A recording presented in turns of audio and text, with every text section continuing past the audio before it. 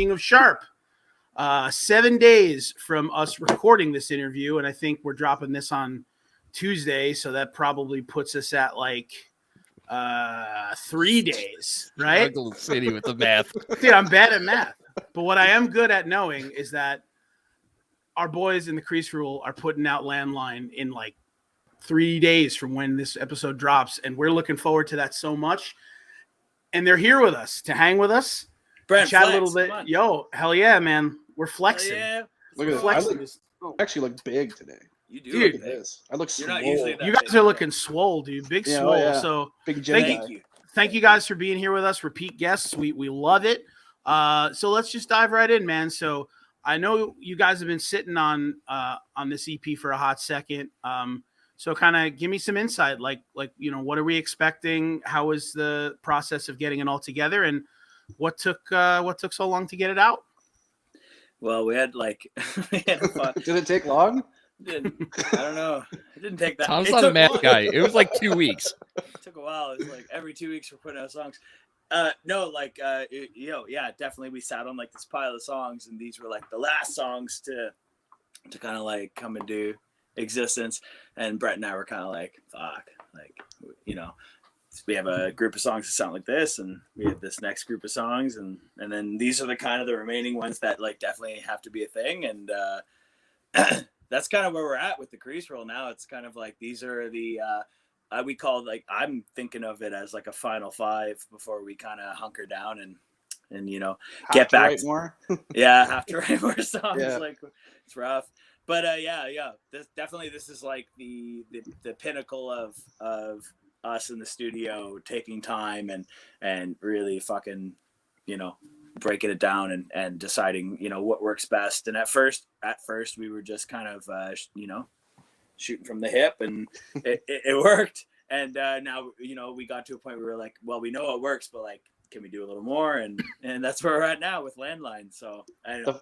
The funny thing is, like, these are all the songs that we passed on for 2 EPs before that. So it was like the last songs that were like, we have to record these because these are the only songs we have left. Mm-hmm. But like listen no, but like listening to the demos and stuff, you're like, these are my least favorite songs, and now they're my favorite songs. Because you just don't know until you like do them for real, right? Yeah. So we did them for real. Yeah. And then you're like, whoa, like, Oh, they're actually pretty good. yeah, these are pretty good. And like, Yeah, let's good job, let's pal. make an EP out of this. And, yeah. So, It's funny. I always wonder about that when when bands put out albums and they have like all these B-sides, when you see like a band put out a 12-track record and they recorded, they demoed 25 but recorded 16, and like those 4 that didn't make it onto the record, like, what does the band actually think about them? And there's always that like divisive thing, when you think about like the Beatles, right? It's like all the Ringo songs like didn't quite make it onto the albums because all the Ringo songs suck. So but he's sitting there like, oh man, like I wrote all these great songs and they're never going out on a record. But I think that's a cool thing. But I'm definitely excited to hear them, because that is another thing, right? So like when you write songs that like they kind of sit in the back of your catalog and they don't necessarily make the cut, and all of a sudden like you revisit them and you're like, oh shit, yeah, like this was a good chorus. Like why didn't it make it? Yeah, exactly. Yeah. But awesome, man. I'm really looking forward to it. So so as far as kind of next steps are concerned, I know you said that you're going to kind of hunker down and start writing, but as far as like these songs that are going to be released on Landline, like, have you been playing them out? Like when you've been gigging, have you like played them? Have you been playing them a lot? Yeah. All but one, I think. All but Okay. one, yeah. We Cool. haven't. We didn't get a chance to play the last song in this EP. It's kind of. It was kind of more of a. It fits into the pocket of the EP in like a very emo way. Got it. Cool. Our It's set's all the about. shittiest one. Yeah, it's the shittiest one. Our set's all about, the fucking riffs and the speed and we've actually tailored our entire set around Landline, which has been super sweet. So like 4 out of 5 are scattered in the set, and we've only played, was it 2 shows, Brent, or 3 or Yeah, 2 shows, and we played in Hamilton, Ontario, we played in Barrie, and they actually those Landline songs went over quite well, and we were pretty stoked on that. And As long as the riffs are loud and we're playing with tons of energy, people will recognize them for what they are. They haven't heard them yet, so that's pretty sweet. So People were dancing. Hell yeah. So let's talk about that show real quick because you guys played with a former guest of ours with Rival Town. So how are those shows? Was that your first one back or second one back? That was second one back. Yeah. Okay. So yeah, they're sweet, man. Like, it's just so nice to like go and play music. Like, the capacities are small and people can't like be around each other or whatever, right? But it's like there's like 4 other bands on the bill, so like you're playing music to and for the other bands, you know what I mean? Like, you're actually like at least able to go and like share your stuff, right? hell So yes. it felt pretty damn good. Now, rumor is that you guys are going to be maybe crossing the border with those Rival Town homies. Maybe Rival Town, but also like Out of Time. Yeah. There's a few guys that are. I feel like we have a really good, conversation rapport with a lot of the American bands that are kind of doing something similar. They're so supportive and so sick, and we love their tunes. And we talk more with American guys as to like how the hell can we get across the border and do stuff with them.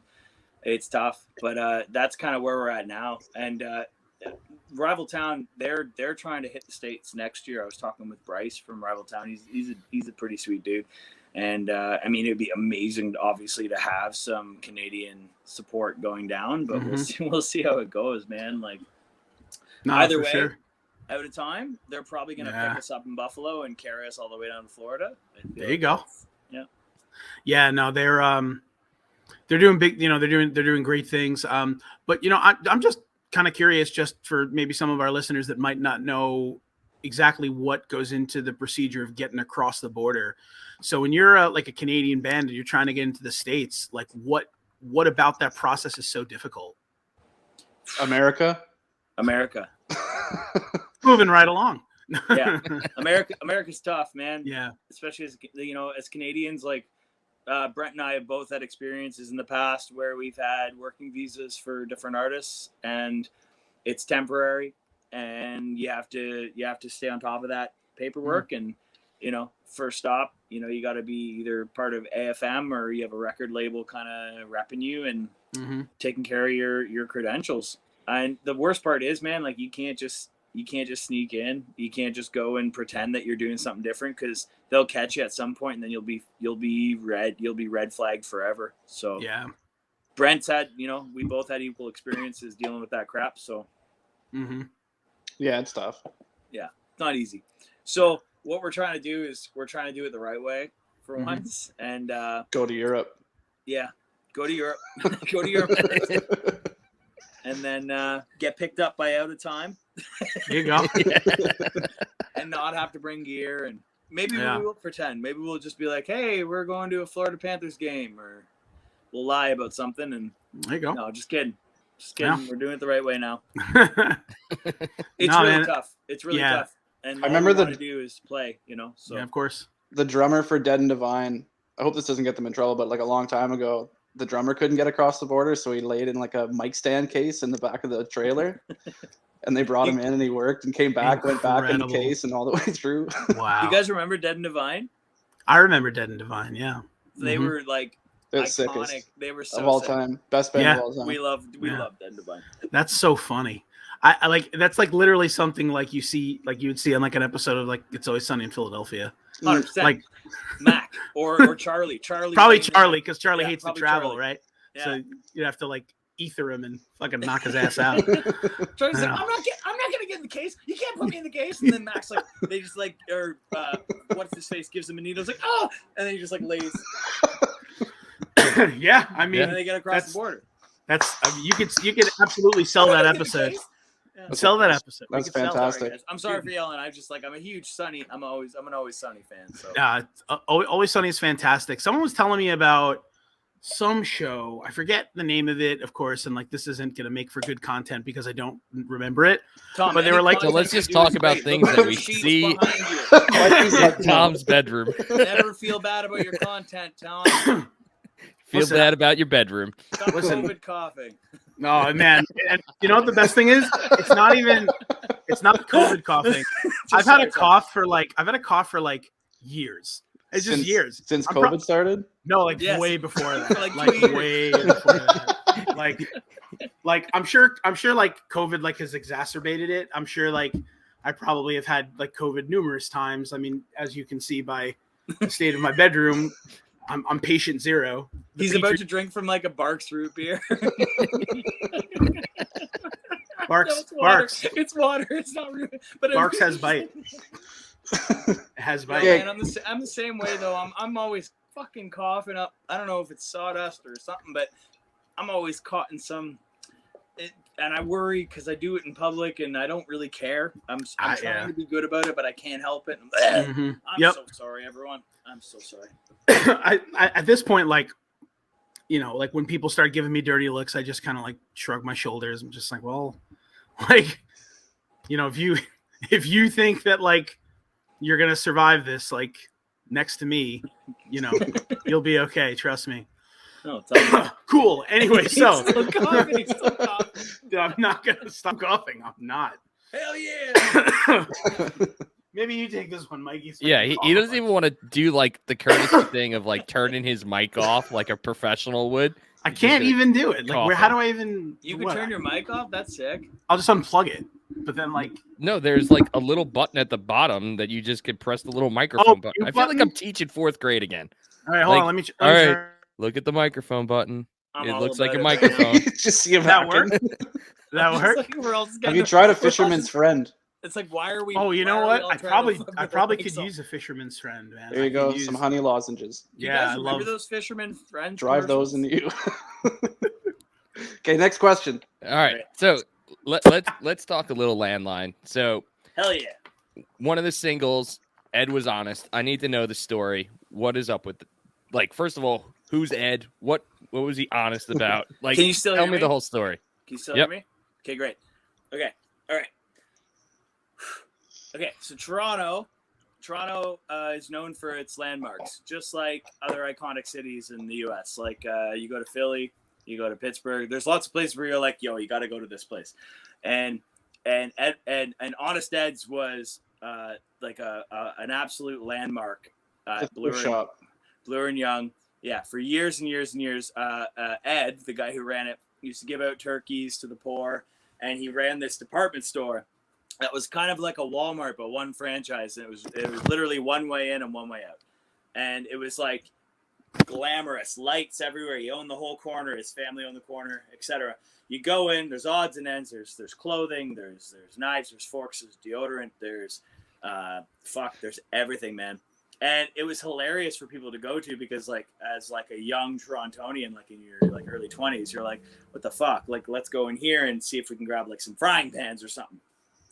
And it became super useful when you fucked up. Like if you had a night where you totally fucked up and you might have had like the best conversation ever with a partner, and you realize that you guys both, like, you know, maybe you guys hooked up and you realize like that was a terrible idea, but you're both being super polite with each other and you wanna kind of like carry that on into the morning and find a way to kind of let it dissipate, like realize like, hey, it's time to go home.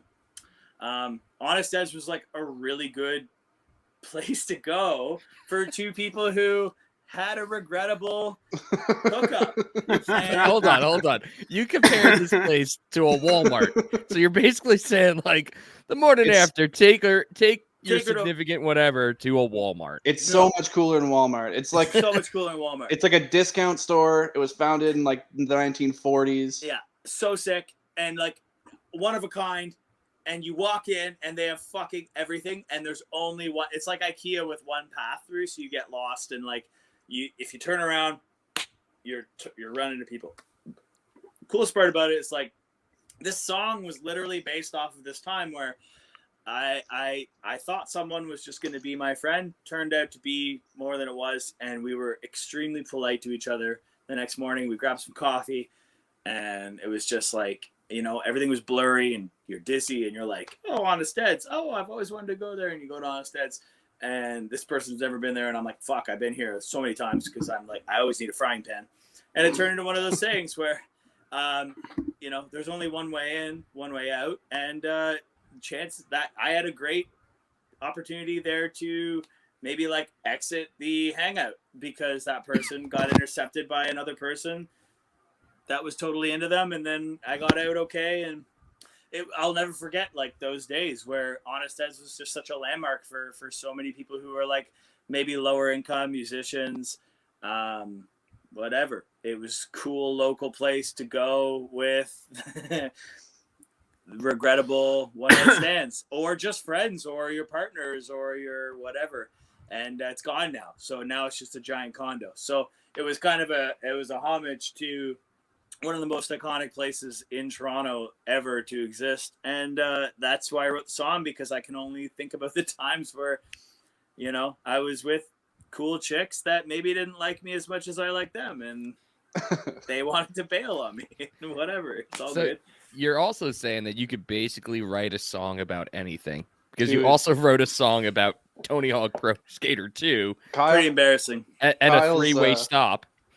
So yeah. like He's got a beautiful mind, this one. Yeah. Just love writing songs about very insignificant things. It sucks because like I see all these sick bands out there and they're writing these like super provocative lyrics like, I found you, like dagger to my heart, and I'm like, how do they think of these things? And then I'm like, there's a three-way stop, kind of bumming, and I'm like, and I feel like I'm the idiot, and no one's the idiot. All songs are great. I just have that way of doing it, and I'm just glad that I have friends around me that are into recording them. Like, if it weren't for Brent, I'd probably still be sitting on a curb, like playing my acoustic all alone, and no one wants to fucking do these songs with me. So thanks, Brent.